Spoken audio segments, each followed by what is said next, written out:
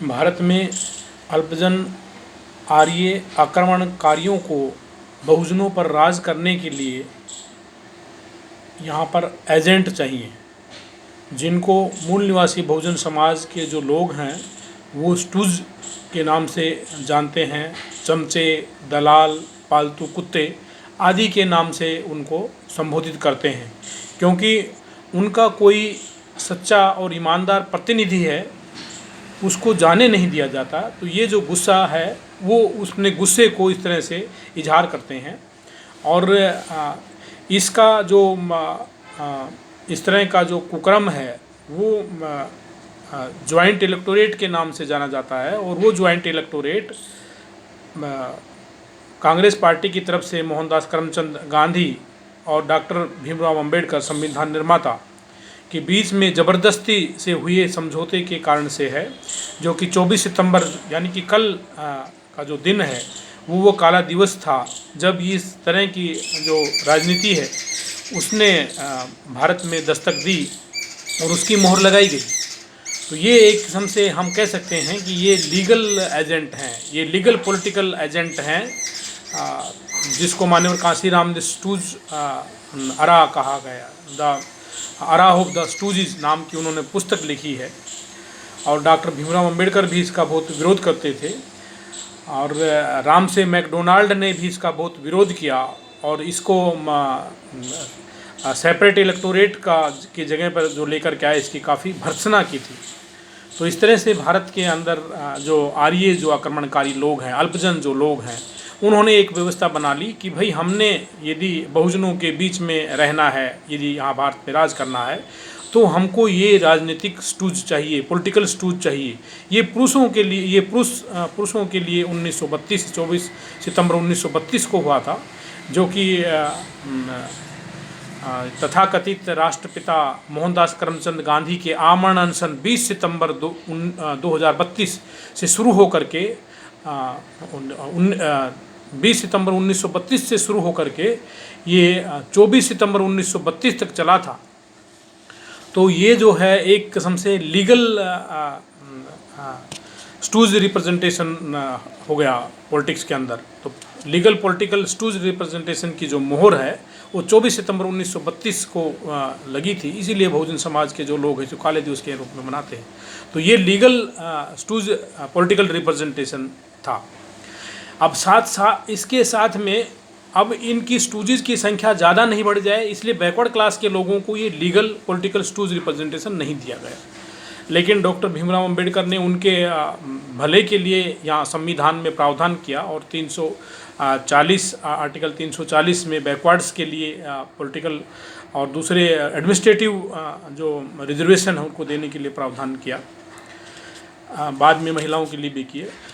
तो इस तरह से जो बैकवर्ड क्लास के अंदर आर्यों ने सोचा कि भाई बैकवर्ड क्लास के जो लोग हैं ये लैंडेड भी हैं, जिनको हम लैंडेड शूद्राज कह सकते हैं। वैसे बैकवर्ड क्लास को दो भागों में बांटा जाता है, लैंडेड शूद्राज और लैंडलेस शूद्राज। जो नाई, धोबी, तेली, कुम्हार, मनियार आदि जो लोग हैं जो कि लैंडलेस बैकवर्ड्स हैं, लेकिन आर्यों ने अपनी पुस्तकों में इनको लैंडेड शूद्राज इनको शूद्राज के नाम से कहा है। तो ये जो लैंडेड जो शूद्राज हैं, लैंडेड जो बैकवर्ड्स हैं, ये क्या करते हैं, ये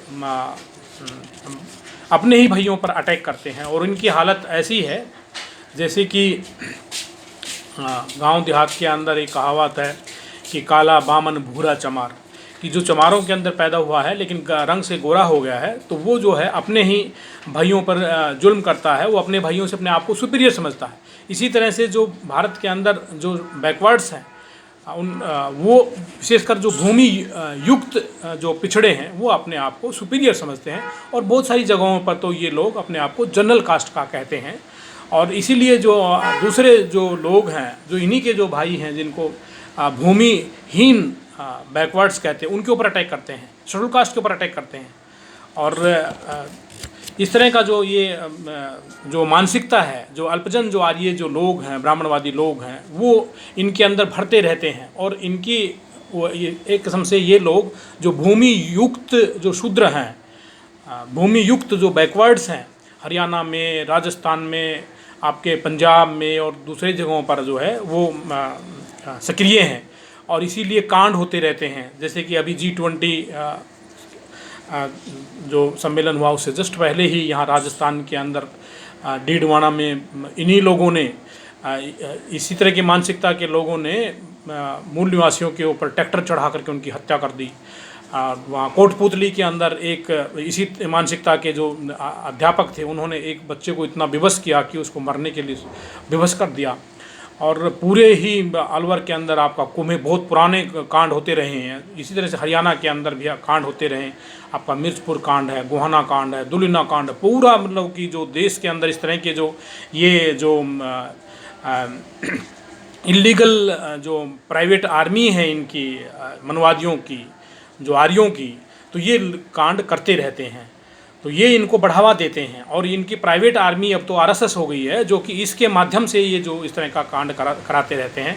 अभी संसद के अंदर एक देखने को आया कि दक्षिण दिल्ली के एक सांसद ने बहुजन समाज पार्टी के सांसद को बुरे शब्द बोले, उनको उसकी धार्मिक शब्द बोल करके उनको गालियां दी और उनको धमकियां दी।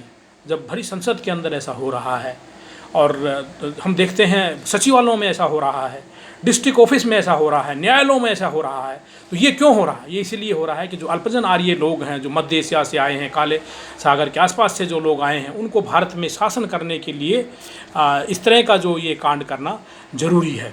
क्योंकि वो उनका मकसद ये है कि वो अपने प्राइवेट जो ये आर्मी है, ये अपने इनके जो ये जो चमचे हैं, इनके सामाजिक चमचे हैं, इनके माध्यम से इनका काम ये है कि बहुजनों को, मूल निवासियों को डराना, उनको पीटना, उनको मारना, उनको बांटना और उनको धार्मिक नारे दे करके, भगवान देवताओं के नारे लगा करके उनकी हत्याएं कर देना। पूरा देश भरा पड़ा है उदाहरणों से, आप कहीं पर भी उदाहरण लगा करके देख सकते हैं। क्योंकि इनको ये डर है कि भाई मान्यवर कांशीराम जी ने तो कहा कि भाई 15%, 7.5%, 52% और 10.5% ये लोग 85% बन जाते हैं, ये बहुजन बन जाते हैं। तो इनकी चूल्हे हिल गई। इनकी सबसे जो मूल जो पार्टी है आर्यों की, जो पहली पार्टी है कांग्रेस, वो तो लगभग ख़त्म हो गई और वो मरे हुए सांप की तरह से हो गई है। अब यही जो लोग चमचे जो लोग हैं, ये सामाजिक चमचे हैं, ये जो जातीय जो आर्मी बना करके ये बहुजनों पर अटैक करते हैं, तो कांग्रेस पार्टी इनको सुंघा रही है, इनको कुछ खिला पिला रही है और अपने तरफ मतलब कि कर रही है कि जो वो जो हालत पतली हो गई है उसको किस तरह से ठीक किया जाए। तो इस तरह से जो ये लोग, इनको पैदा कौन करता है? यही आर्य लोग पैदा करते हैं, क्योंकि उनकी संख्या कम है। जब उनकी संख्या कम है तो वो इस तरह के जो चमचे तैयार करते हैं और इन चमचों को फिर वो गलत तरीके से राजनीति के अंदर प्रवेश कराते हैं, जैसे कि EVMs के माध्यम से कराते हैं।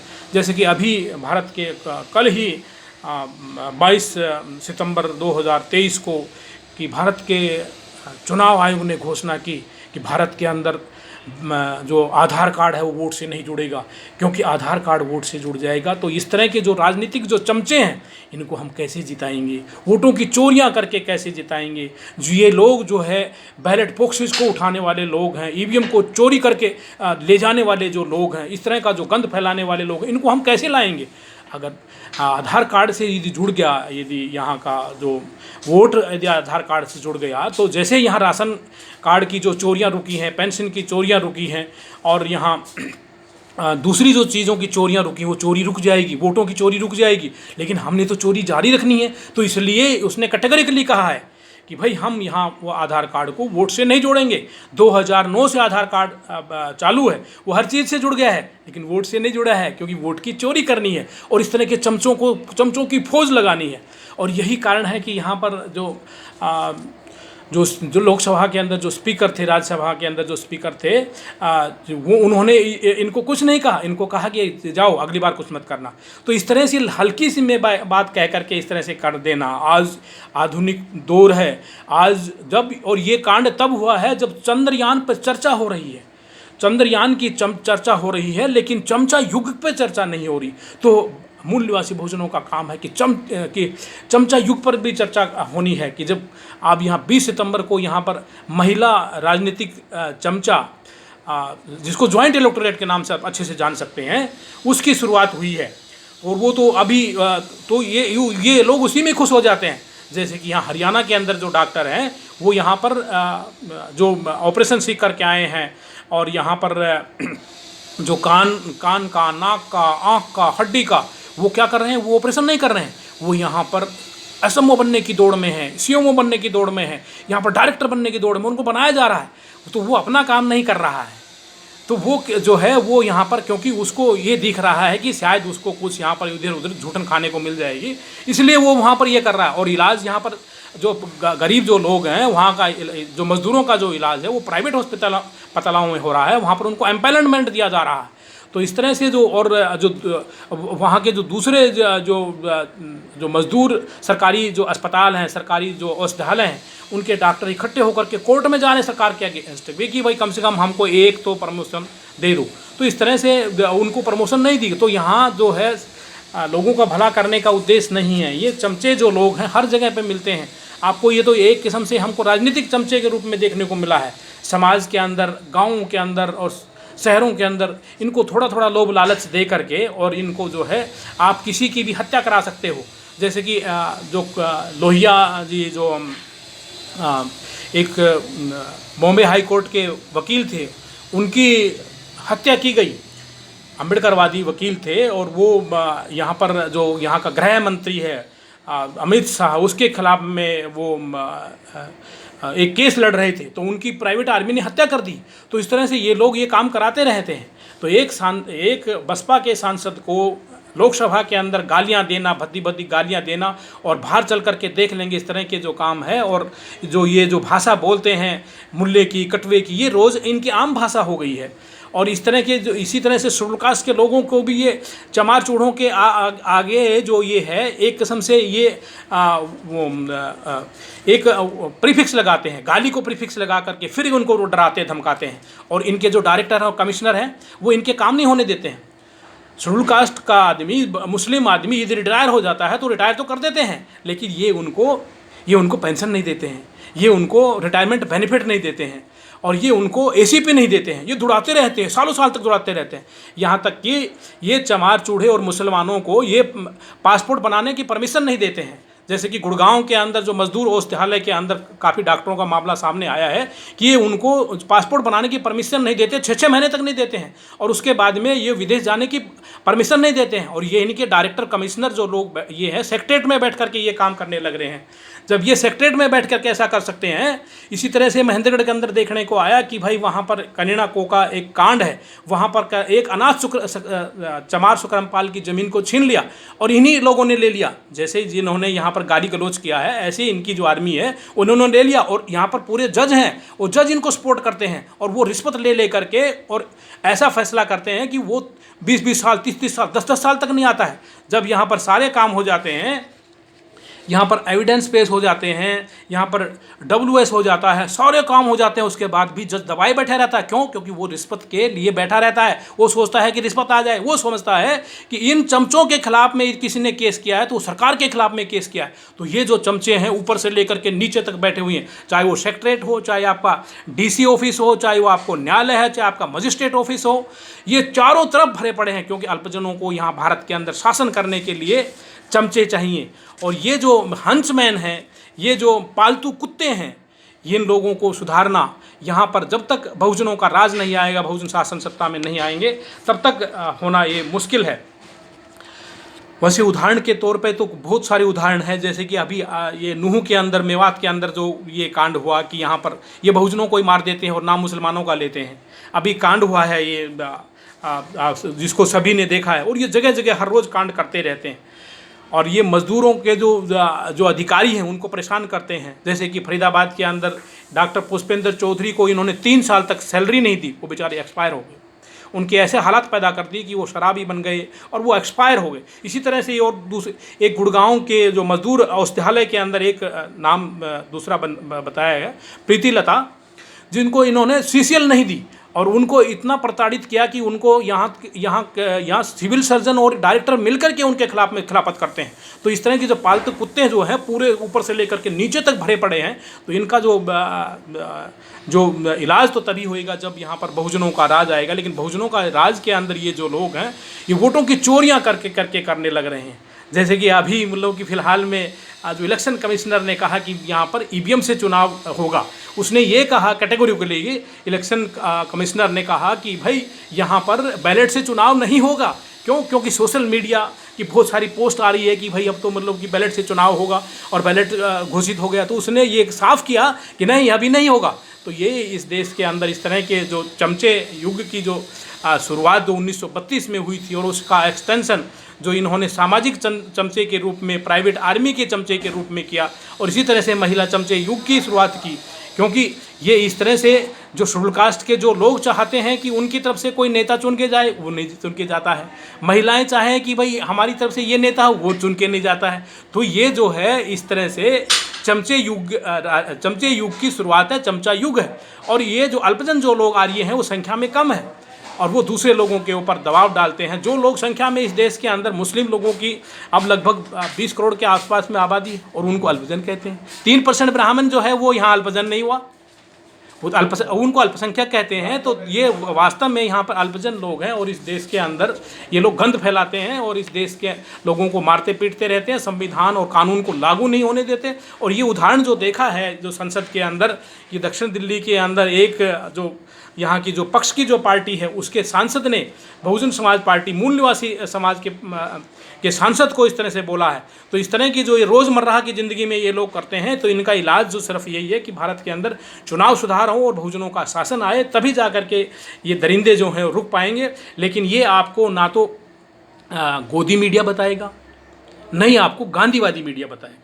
गोदी वो जो मीडिया है वो बड़ी चालाकी से गांधीवादी जो लोग हैं उनको छुपा लेता है। ये इनकी कई इन्होंने अपने आप को बांटा है। अल्पजन विदेशी, अल्पजन आर्य लोग हैं, लेकिन इनकी बहुत सारी पार्टियां हैं, और इन्हीं पार्टियों के अंदर इन्होंने जो इस तरह से जो ये भूमि जो मुक्त जो लोग हैं उनके ऊपर अटैक करने के लिए भूमि युक्त शूद्रों को तैयार किया हो। वैसे कि सारे के सारे जो भूमि युक्त जो शूद्र हैं, सारे के सारे जो भूमि युक्त जो बैकवर्ड्स हैं, वो एक जैसे नहीं हैं। उनके अंदर भी बहुत सारे अच्छे लोग हैं। लेकिन एक कहावत है ना कि रांड तो रंडापा काटना चाहती है, लेकिन रंडवे नहीं काटने देना चाहते। कहने का मतलब ये है कि ये भगवानी देवता के नाम पे जो लोग यहाँ पर आ गए हैं, इन लोगों ने इस तरह से पालतू कुत्ते तैयार किए हुए हैं कि कुछ जनेऊधारी हैं और कुछ गैर जनेऊधारी लोग हैं।